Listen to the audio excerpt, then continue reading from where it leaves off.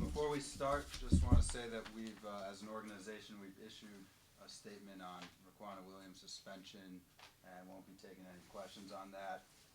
If you didn't receive it, see me after, and I'm happy to email you that statement. But that'll be the statement on behalf of the organization. And questions about today's game, Brady?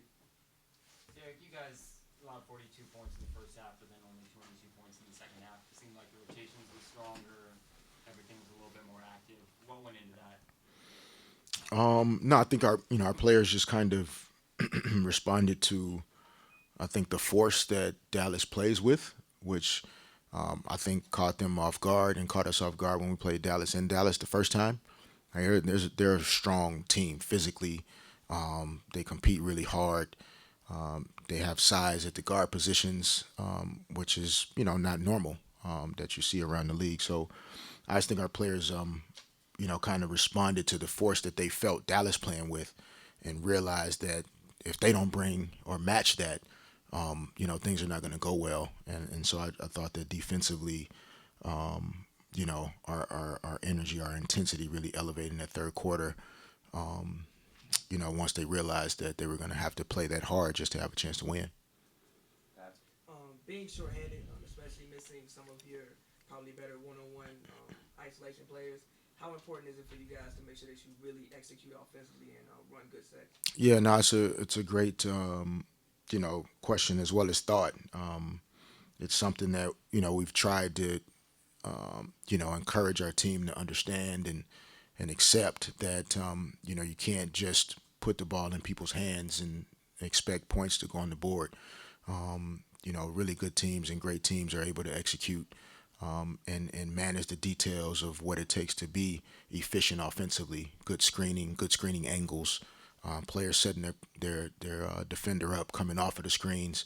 Also having the confidence in your game offensively when you come off a screen to be able to make the play that is required to stop and shoot it, to penetrate and draw a second defender and kick it out.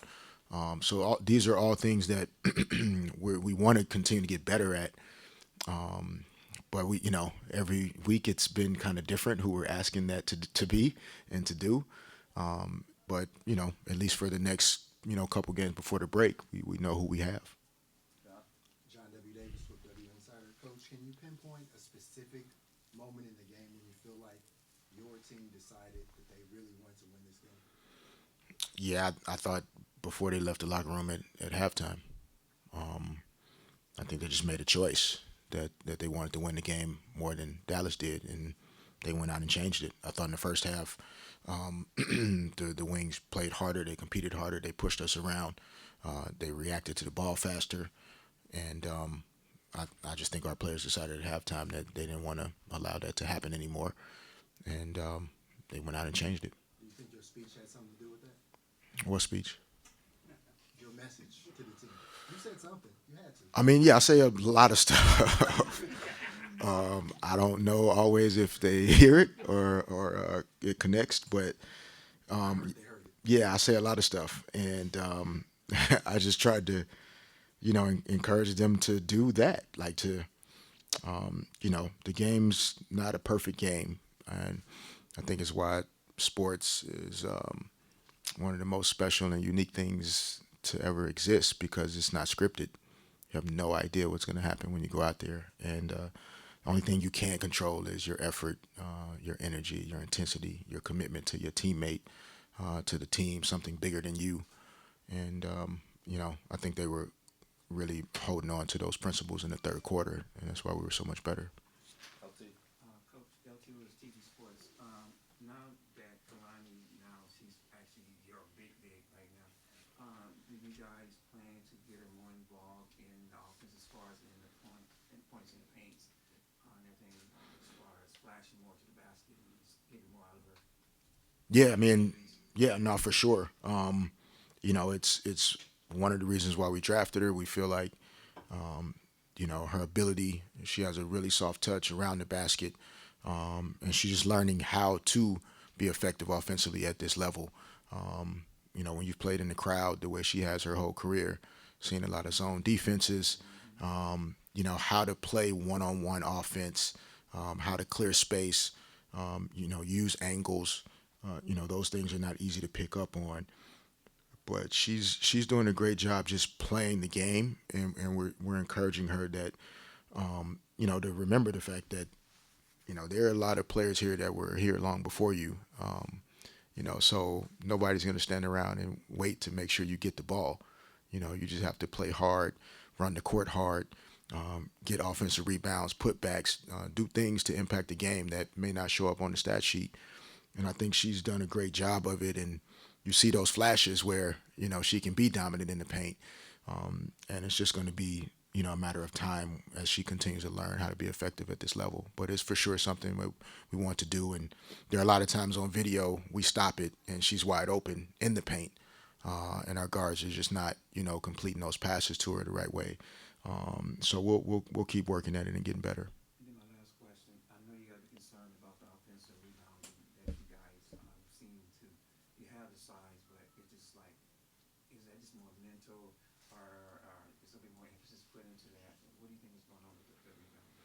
Well, I think there are times where, like you saw in that first half, like where we're not quite like emptying our tank completely.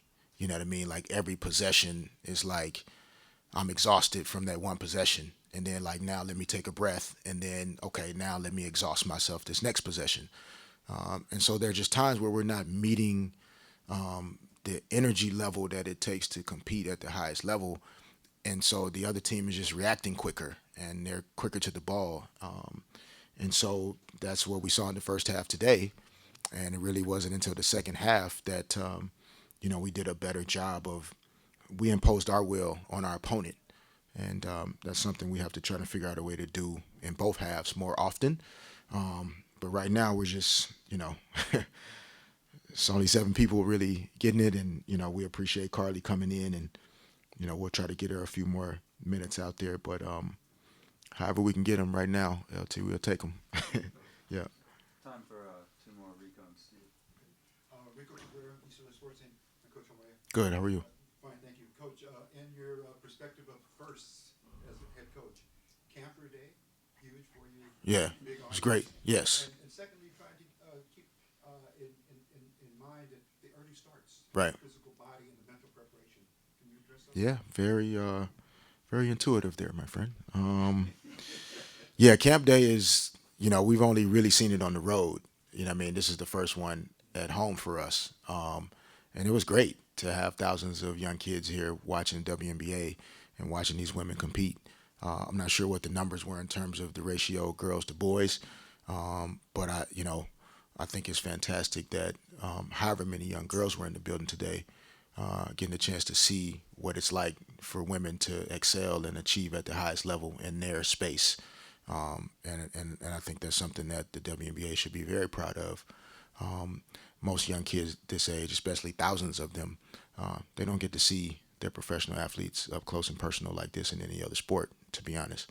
And so it was great to, be on the positive end of that energy that they brought to the building. And I feel like at halftime, that was the loudest that this building had ever been, possibly, and we were down by 14 points or whatever the deficit was at that time.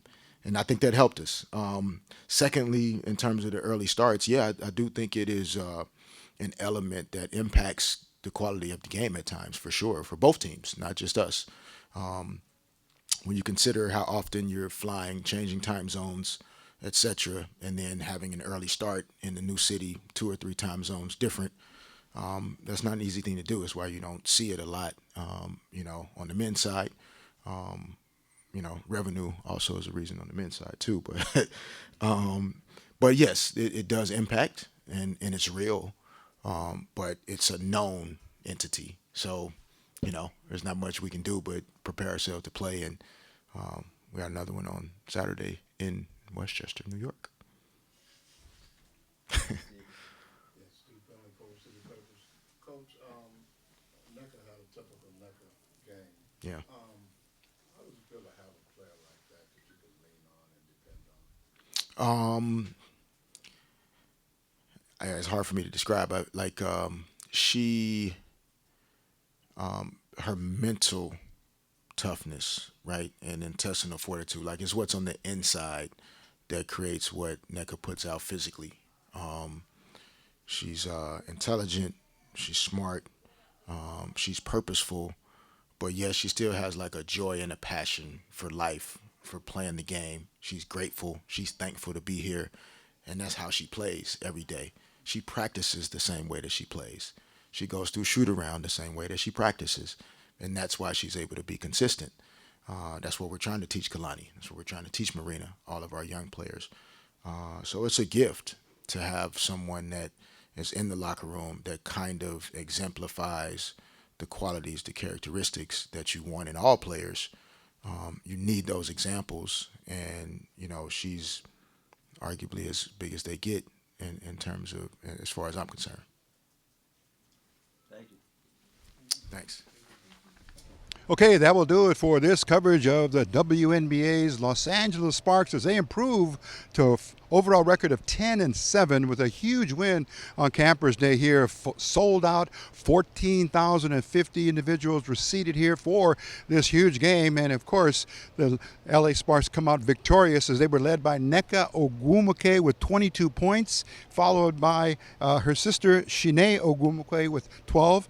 Also throwing in 12 was Marina Mabry as a reserve, and then Chelsea Gray hitting double figures with 11 points, and the grand total 69 to the Dallas Wings 64, and that will be basically what happened here today as we saw the LA Sparks rally from a deficit at halftime, down by at least 10 points. They came back and shut the Wings down in the third quarter with a 24-9 scoring explosion, and they held them on defense to single digits, and that was the difference in the game. Although the Wings made a game of it, they did pepper away at the end and came back within 5 points, but the damage had already been done, and it was all academic for the Sparks as they pick up another win here in front of the Doreen fans on Campers Day here at Staples Center. So that will do it as for our coverage here of the LA Sparks as they continue on now on the road for a couple of games, and then there'll be the All-Star break. So we should be back here in August, and we'll let you know when that will be. So on behalf of Eric Sarney, Director of Photography and Videography, we and yours truly, Rico Cabrera, handling all of the interviews and, of course, the write-up and the reporting aspects of our coverage. Thank you for watching, and thank you for reading and being on our website at www.eastlasportscene.com, and then find us easily on our sports social media platform on Instagram, Twitter, and Facebook. So until we're together again, thank you very much again for watching. Be careful, be safe, but more importantly, as we always say on our motto, be back for more coverage of all the sports that we feel very, very important here at East LA and beyond, and of course covering our sports team. So take care, and we hope to see you very, very soon for another edition of East LA Sports Scene.